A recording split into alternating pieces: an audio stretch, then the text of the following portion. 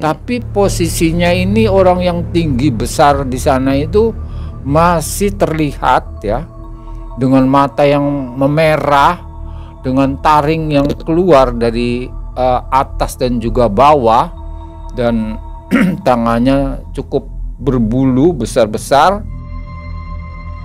Waktu bapaknya melakukan ritual jelangkung itu terus berhasil dia jadi kaya. Bapak ini melakukan satu ritual dari awal sampai akhir itu berhasil. Untuk besok nomor SDSP ini sambil nepuk-nepukin itu si Hio ke Jalangkung tersebut, menanyakan Berapa yang akan keluar? berapa yang akan keluar. Itu terlihat dengan jelas dengan tulisan spidol. Itu nomornya tuh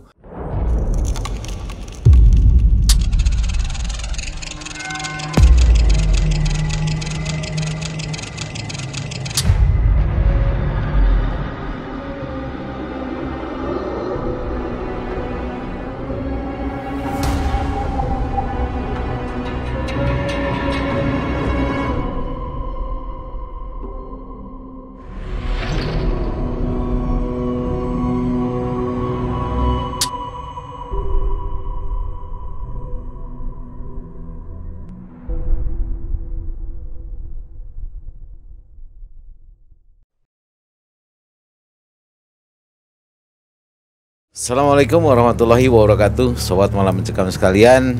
Kita ketemu lagi dengan saya di sini Yudi dan tim Malam Mencekam yang akan kembali memberikan sebuah kisah perjalanan seseorang yang horor dan mencekam tentunya. Sebelah kiri saya sudah hadir seorang narasumber yang akan mengisahkan perjalanan yang dialaminya yang tentunya horor dan mencekam. Kita sapa langsung dengan Kibayan. Kibayan, assalamualaikum. Waalaikumsalam. Waalaikumsalam, Kibayan. Warahmatullahi wabarakatuh. Sehat Kibayan? Ya, alhamdulillah. Bagaimana? Sehat Abah Sehat Yudi. ya. Bagaimana Ya. Cirebon nih? Cirebon masih hujan terus, hampir tiap hari. Tiap hari ya. Ya. Bandung masih hujan juga sih. Masih hujan juga. Nah, kebetulan melihat malam ini adalah satu bendera dengan Malam Mencekam. Cuman kita berbeda lokasi ya. Beda lokasi. Satu di Cirebon, satu di Bandung. Tapi kita intens sering berkomunikasi. Nah, Kibayan, kira-kira benang merah yang akan mau dikisahkan ini apa sih sebenarnya? Jadi di sini akan saya ceritakan tentang pengalaman saya dulu sewaktu saya masih sekolah di SMA. Nah, di situ ada salah satu teman saya yang konon dulunya tuh Susah gitu. susah ya, sangat susah sekali. Bahkan untuk makan di sini aja sehari itu cuma satu kali. Tiba-tiba sekarang sudah berubah karena hasil dari jerih payah bapaknya si teman saya ini.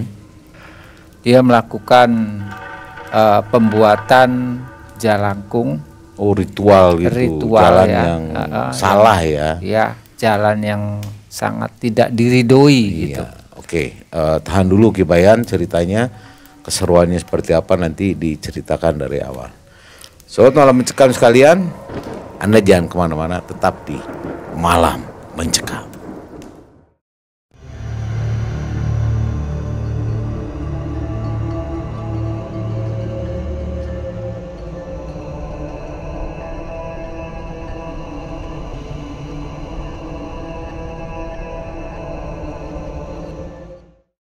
Oke, Sobat Malam Mencekam sekalian, kita langsung dengar kisah secara lengkap dan detail langsung dengan Kibayan. Ya. Itu kejadiannya tahun berapa tuh, Kibayan?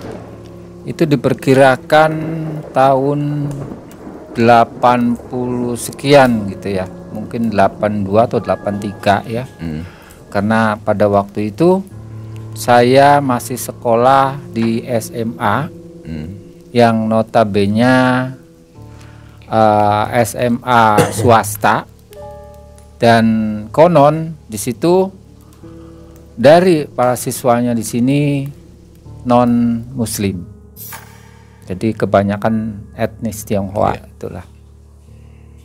Nah, di situ saya mempunyai satu sahabat. Oke lah, kita sebut saja namanya si Acong, ya. Itu kemana-mana si Acong ini selalu mencari saya. Jadi begitu akrab sekali. Berawal bisanya seperti itu, si Acong ini memang sempat bercerita kepada saya. Nah, ceritanya seperti ini. Jadi dulu pada waktu susahnya itu bapaknya si Acong ini berusaha mencari seorang paranormal. Kesana kemari terus dia mencari. Dan akhirnya mungkin ada saran dari satu rekan atau apa saudara gitu.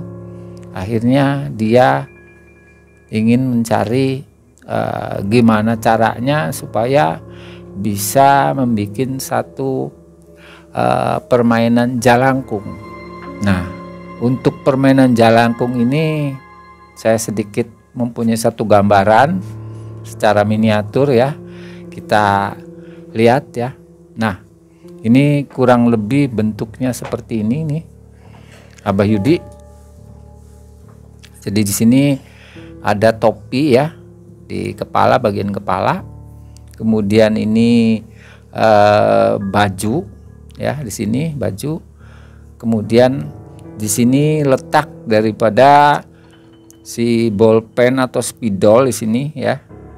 Ada spidol, dan yang ini sebagai untuk pegangan.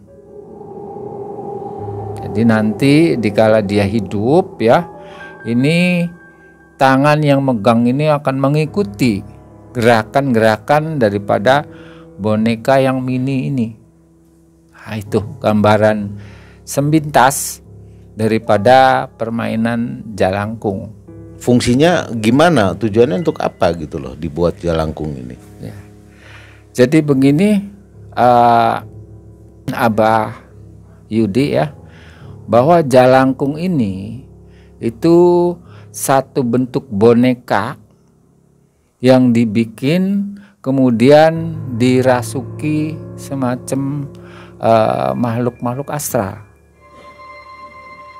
Dan mungkin nanti juga akan saya ceritakan ya, ini gimana mistisnya, gimana horornya cara membuat ini, nanti akan saya ceritakan. Oke.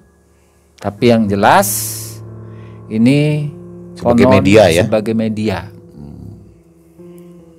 Nih saya taruh dulu ininya ya. Iya. Jadi pada waktu itu si teman saya si Acong ini sempat bercerita kepada saya. Jadi dikala susahnya bapaknya ini bertemulah dengan seseorang yang menurut orang-orang Tionghoa namanya suhu. Ya, jadi suhu mungkin dalam bahasa kita ya mungkin paranormal itulah. Iya. Jadi suhu ini menyarankan, katanya suruh membuat jalangkung yang mungkin pada waktu itu mungkin sangat tenar sekali permainan jalangkung ini.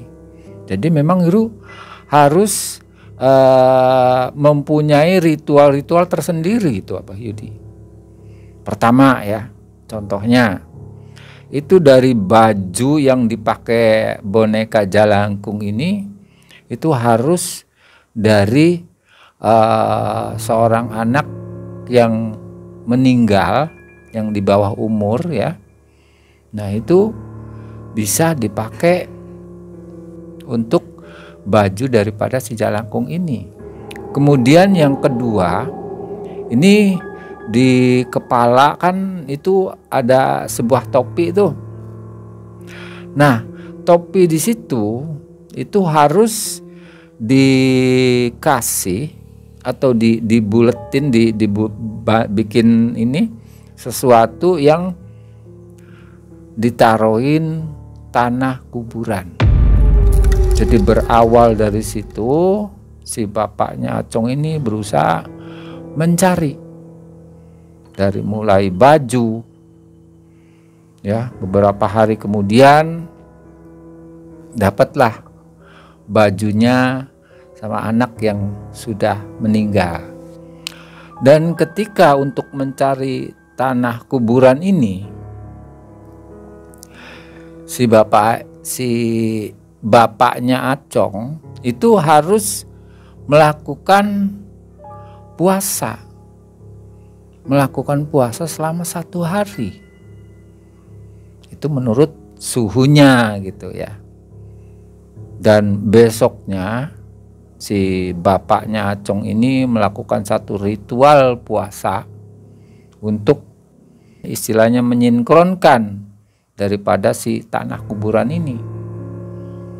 Akhirnya si bapaknya Acong ini puasa, dan malam harinya itu harus berada di kuburan tersebut untuk mengambil tanahnya. Mengambil tanahnya. Singkat cerita, pada waktu itu persiapan menunjukkan pukul 12. Dan bapaknya Acong ini sudah mempersiapkan diri. Ketika pas tank 12 ini itu harus cepat ngambil tanah yang posisinya di kepala. Dan ketika pada waktu tank 12 ketika mengambil si tanah kuburan tersebut, itu tiba-tiba ada satu asap ya yang keluar dari celah-celah kuburan atau celah-celah dari nisan ya. Ini sangat deras sekali. Nah, si asap ini keluar dengan sangat cepat sehingga si bapaknya Acong ini terjengkang, terpental ke belakang gitu. Tapi pada waktu itu dia sempat menggenggam sesuatu gitu. Nah itu. Dan ketika bapaknya Acong ini bangun, itu nampaklah satu sosok. Jadi satu sosok pocong yang berdiri pas di depan dia. Nah, sedangkan posisi bapaknya Acong ini posisinya duduk, ya mungkin bersila gitu ya, mungkin seperti ini. Nah, ini posisi pocong ini ada di depan, dan si pocong ini nggak diam di tempat aja, dia muter, ya. Muter mengelilingi si bapaknya Acong. Dan pas di depan ya, itu dia seperti gini ya, ngejongkok itu, saking jongkoknya gitu tidak terjerembab. Jadi seperti kayak ada apa gitu, sesuatu ya. Itu pas dilihat, ternyata ini dari hidung ya, ini masih ditutup kapas. Dan kemudian di mata juga masih ada kapasnya. Bahkan untuk di mulut sendiri ada satu seringai. Seringai semacam kayak gigi yang lebih ya, seperti taring gitu. Ini ada yang menonjol gitu dengan muka yang sangat pucat. Si bapaknya Acong ini sebetulnya mau lari. Nah, justru di situ ada satu pantangan. Artinya dikala si pocong tersebut menampakkan ataupun memperlihatkan jangan sekali-kali lari sebelum waktunya menjelang subuh nanti. Nah, itu sangat pantangan sekali. Dan justru dalam hal ini si bapaknya Acong ini sebetulnya tidak bisa lari. Kenapa? Karena pada waktu itu si kaki ini seperti dipaku. Jadi sehingga dia tidak bisa menggerakkan kedua kakinya untuk lari. Dan klimaksnya, pada waktu si makhluk tersebut berada di depan dan dia menyorongkan mukanya, di situ si bapaknya Acong ini merasa sangat mual, ya, sangat mual. Artinya baunya mungkin karena sudah lebih dari 3 hari, ini mungkin udah nggak karuan. Akhirnya sampai muntahlah bapaknya si Acong ini. Bahkan saking banyaknya muntah yang dikeluarkan, sehingga yang keluar ini banyak angin yang keluar. Ini saking mungkin terkuras habis ya isi perut, saking tahan dan kuat menghadapi rintangan seperti itu. Akhirnya sampai waktu menjelang subuh, otomatis si pocong ini dia menghilang dengan cara yaitu berubah jadi asap katanya ke atas dan menghilang. Dan tidak lama kemudian terdengar adzan subuh, dan baru si bapaknya Acong ini bisa menggerakkan kedua kakinya. Dan setelah pulang, akhirnya bapaknya Acong ini bebersih gitu ya, artinya mandi segala macem, dan secara otomatis juga mungkin tadi sempat muntah, jadi dia makan. Akhirnya besoknya itu diserahin persyaratan-persyaratan tersebut pada seorang suhu. Besoknya dibikin bentuk jalangkung yang seperti tadi saya gambarkan ya, seperti itu. Nah, itu sekelumit satu cerita dari si Acong ini. Dan pada waktu itu saya juga belum pernah melihat bapaknya, dan sedikit saya tanyakan, konon katanya bapaknya ini sudah meninggal 1 tahun yang lalu. Jadi ketika dia pergi keluar kota katanya, sempat di jalan mengalami suatu musibah kecelakaan katanya. Dan habis itu berarti 1 tahun ya. Dan si Acong ini dia ingin mencoba dan menelusuri jejak bapaknya gitu. Akhirnya dicarilah si jalangkung tersebut. Konon katanya dari bapaknya memang sempat bercerita seperti itu dan disimpan di sebuah gudang. Dan buru-buru si Acong ini memanggil saya dan dicarilah dengan saya. Dibuka gemboknya, kemudian dicari. Sampai muter karena memang cukup besar juga ya. Sekitar ukuran antara 15 sampai 20 meter panjang lebar gudangnya.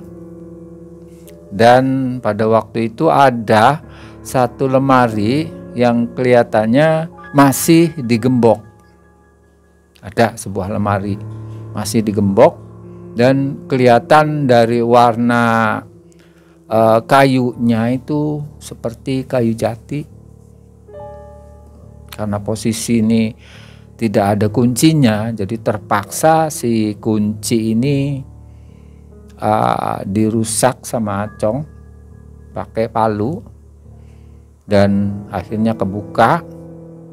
Dan kemudian setelah dilihat di dalam lemari tersebut, ternyata masih tersimpan dengan utuh si jalangkung tersebut. Nah, dia mengambil, kemudian diberikan kepada saya, dan itulah bentuknya. Jadi di bawahnya ini ya papan ya, seperti ini kalau diperlihatkan di sini papan. Nah, sini bentuk itunya, bentuk istilahnya tuh bajunya atau blangkonnya ataupun topinya seperti ini. Jadi tinggal saya pegang gini, selesai. Gitu. Akhirnya coba dibawa keluar, dan setelah dibawa keluar dibersihin sama Acong, semuanya kelihatan nggak ada sawang-sawang, dan barulah si Acong ini ngobrol dengan saya. Yuk kita main jalangkung yuk.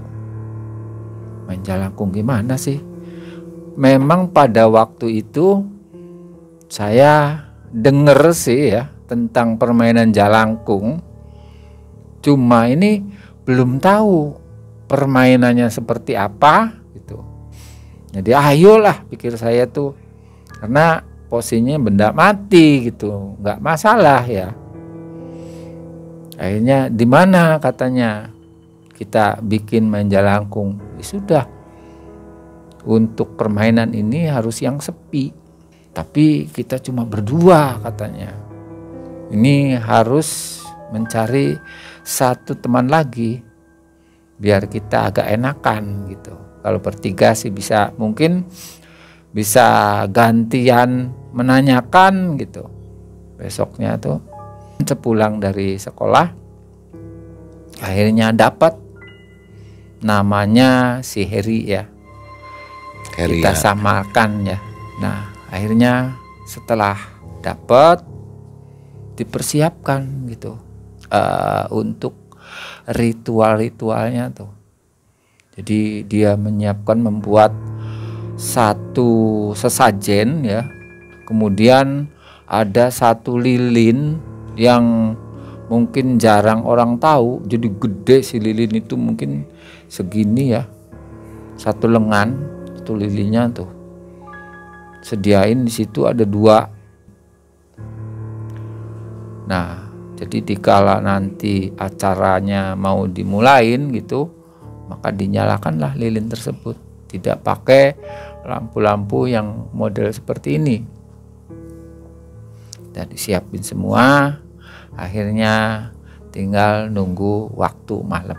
Dan sore harinya baru si Acong ini berunding dengan saya, dengan Heri, dan juga si Acong maunya ataupun bagusnya ini di mana kita bikin katanya. Dan kata si Acong, ya sudah katanya di gudang aja. Di gudang karena posisinya sepi ya, itu akan lebih seru katanya.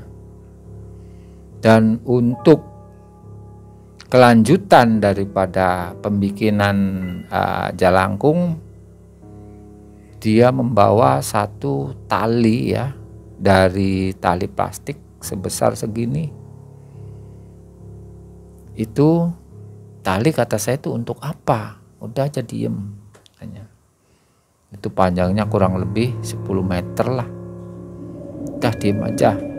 Nanti di sana baru kita akan menceritakan untuk apa gitu.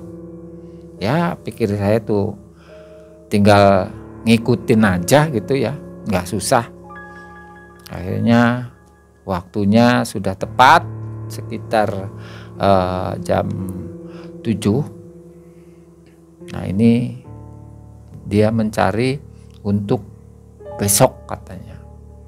Oke, saya siap. Dan ketika si lilin kedua ini dinyalakan ya, ini sepertinya cukup tegang. Itu posisinya remang-remang. Dah Her, kamu aja yang pegang. Atau si Heri ini menolak. Karena posisi si Heri ini menolak, akhirnya menawarkan kepada saya untuk memegang jalangkung tersebut. Oke lah, siap katanya. Kan dia tadi sempat membawa satu tampar ya. Itu kita bertiga taliin sama si Acong ini. Duh, Cong, ini apa-apaan, kata saya tuh. Udah, kamu diem aja nih. Kalau dalam permainan ini tidak satupun orang yang berada di rumah ini atau di ruangan ini sampai lari.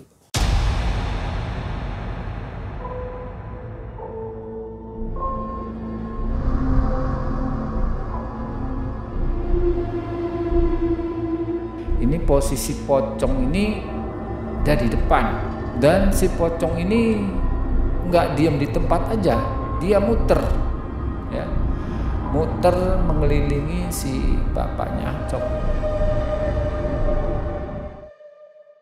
Jadi kata si Acong ini, kita cari nomor untuk besok katanya. Ya kalau saya sih tinggal manggut-manggut aja dengan si Harry. Kelihatannya si Harry ini seperti orang penakut gitu. Dia merasa takut. Mungkin nggak tahu, dia belum pernah dengar atau gimana.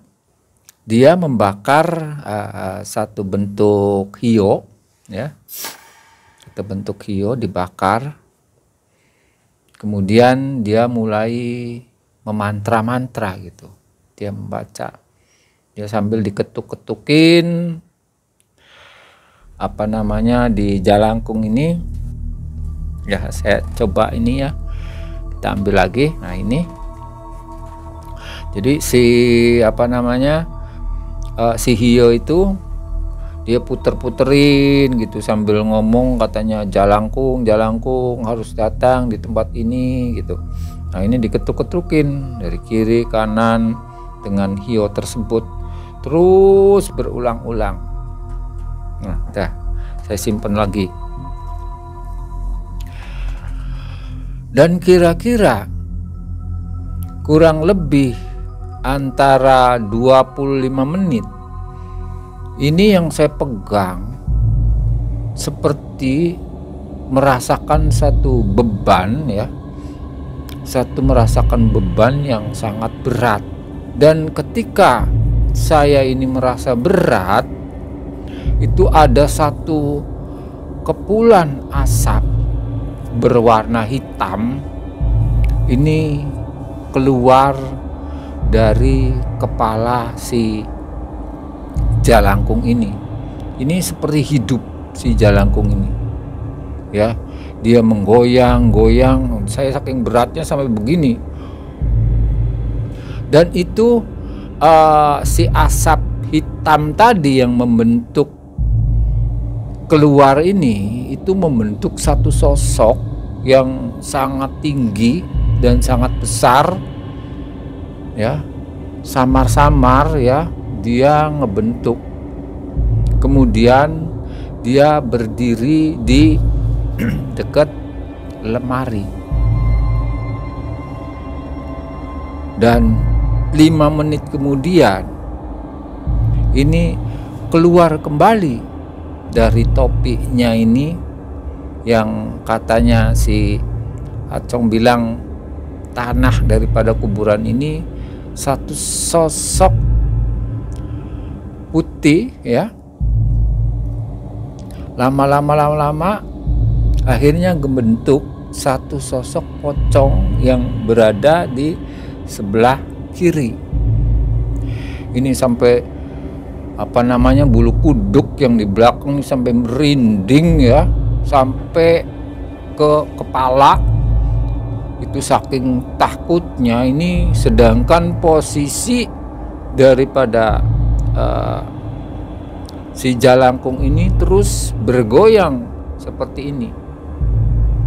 Nah, akhirnya si Acong ini setelah dia sudah bergerak ke sana kemari, dia baru menanyakan, katanya untuk besok nomor SDSP ini, sambil nepuk-nepukin itu si hiyo ke jalangkung tersebut, menanyakan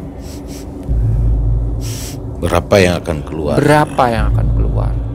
Akhirnya si jalangkung ini, ya contohnya begini, ini bergerak ke bawah. Nah, setelah ke bawah gitu ya, dia menulis 3 angka. Ya. Nah, ini posisi seperti ini, dia goyang terus, ya. Goyang terus, dan memang cukup melelahkan bagi awal ya orang yang memegang seperti ini, sangat berat. Itu terlihat dengan jelas dengan tulisan spidol, itu nomornya tuh 378. Memang tulisannya agak agak mencang-menceng gitu ya. Si Acong ini masih penasaran gitu, masih penasaran. Ini betul nggak 3 angka 378? Dan saya minta itu katanya 4 angka. Dan akhirnya dia menulis satu lagi yang di depan. Itu 2378 yang dia tulis. Jadi tidak langsung ke 4 angka ya. Itu 3 dulu, baru kemudian menulis depannya. Nah, singkat cerita, setelah menulis dan si Acong ini dapat gitu ya, ya sudah katanya, kalau memang sudah seperti itu, ya sudah kembali katanya. Nah, ini dikala dia bilang kembali, ini si jalangkung ini semakin keras, sampai ke atas, Saya jadi sebetulnya ingin melepaskan ataupun melempar, tapi posisinya ini orang yang tinggi besar di sana itu masih terlihat ya, dengan mata yang memerah, dengan taring yang keluar dari atas dan juga bawah, dan tangannya cukup berbulu besar-besar, itu sebesar pisang Ambon ya, gede-gede sekali. Itu sangat menakutkan sehingga saya ini serba salah, mau nengok ke kanan melihatnya seperti itu, mau ngelihat ke kiri ini pocong. Wah, jadi bingung. Jadi karena saking bingungnya, dan ini pada waktu itu saya lemparkan ya, ini gak bisa gitu. Artinya gak bisanya kenapa? Ini seperti tangan saya ini dilem ya, seperti dilem, nempel gitu ya? Nempel seperti ini. Takutnya ampun. Masya Allah, sepertinya tuh pada waktu itu tuh gak mau mengulangi hal seperti itu. Ini mau dilempar seperti itu aja sudah gak tahan, gak bisa gitu. Ini harus gimana, pikir tuh. Mau lari, ini si kaki sudah diikat, dan akhirnya mungkin si Acong ini punya satu penangkal. Ya, punya satu penangkal. Akhirnya si Acong ini entah mengambil benda apa dari dalam sakunya, kemudian dia ditempelkan ke topi daripada si jalangkung ini. Kemudian jalangkung ini pelan akhirnya diam, dan otomatis si makhluk tersebut juga ini berubah. Yang ada di depan saya ini berubah ya, jadi asap, dan kemudian dia masuk lagi ke sini, dan satunya setelah itu baru si si pocong ini juga membentuk satu asap warna putih dan masuk kembali. Dari apa yang saya lihat, ternyata itu adalah satu gundukan tanah yang ada di atas kepala ini ya, itu seperti dikaretin atau dijahit gitu si tanah tersebut. Jadi seperti rumahnya atau wadahnya. Dan setelah selesai, alhamdulillah, baru ini bisa saya lepas. Dan saya taruh. Dan kemudian si Acong ini melihat dengan jelas 2, 3, 7, 8 ya. Sudah katanya. Dia berpesan kepada saya dan juga kepada si Heri ini supaya jangan pernah menceritakan kepada siapapun nomor tersebut. Artinya cukup kita bertiga yang tahu. Ya sudah, Cong, katanya, kalau memang seperti itu, biar nanti urusan pasang. Kata si Acong, udah saya aja. Udah, itu kita pulang ya. Mungkin sekitar pukul 12 kita pulang, dan besoknya si Acong ini pasang dari mulai yang 4 angka, 3 angka, dan juga 2 angka. Dan waktu yang ditunggu-tunggu juga, istilahnya saya sudah tidak sabar ingin melihat apakah selama ini atau ritual ini berhasil atau enggak ya.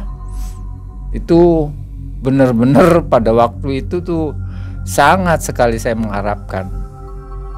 Dan ternyata pada waktu kurang lebih ya sekitar jam berapa gitu malam ya pembukaannya, ternyata yang keluar di sini cuma 2 angka 78. Tapi segitu juga masih mending ya, istilahnya tuh sesuatu ada pembayarannya gitu, artinya tuh ya walaupun cuma sedikit 2 angka itu dapat minimal tuh.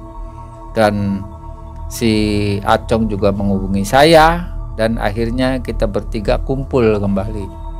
Saya mau nanya nih ya.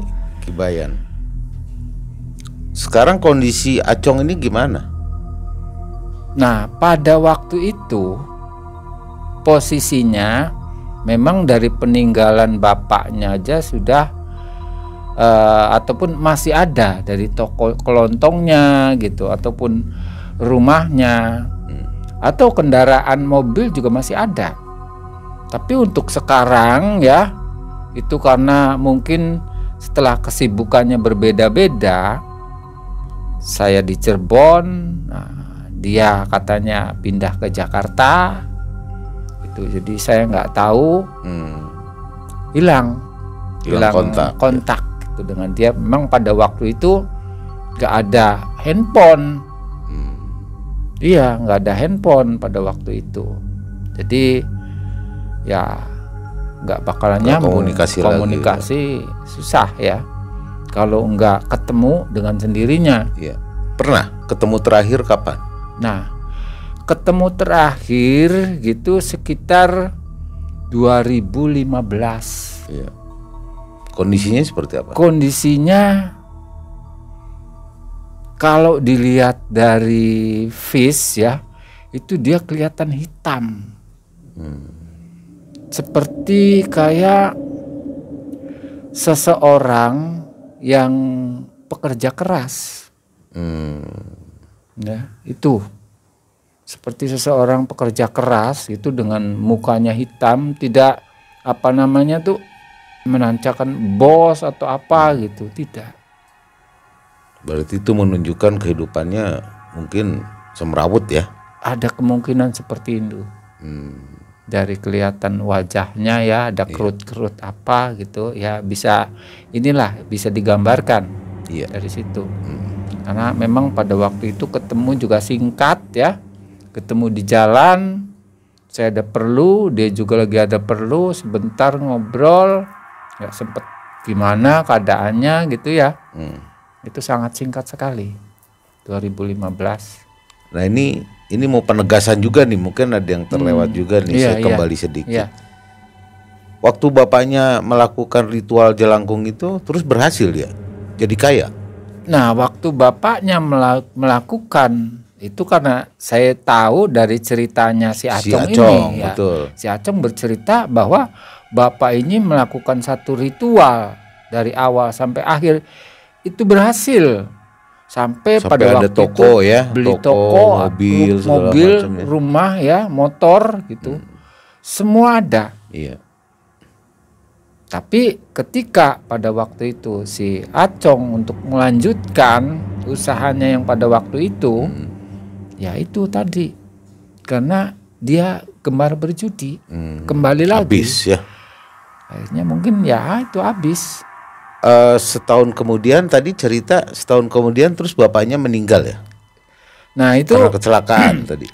Bapaknya sendiri ya, sebelum kita ini membuat ngikuti jejak bapaknya itu 1 tahun bapaknya meninggal. Itu karena satu kecelakaan. 1 tahun dari kita bikin jalangkung ini, meneruskan si anak nih ya.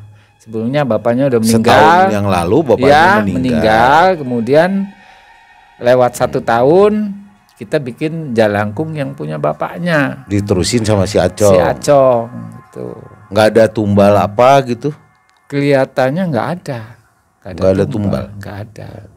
Nah, menurut Ki Bayan kira-kira sampai saat ini ritual-ritual jelangkung ini masih ada nggak? Kalau menurut saya itu sekarang kayaknya memang sudah jarang ya. Sudah jarang orang melakukan. Tidak seperti dulu waktu zamannya SDSP ataupun zamannya Porkas. Ya. Itu ya memang masih ada orang seperti itu.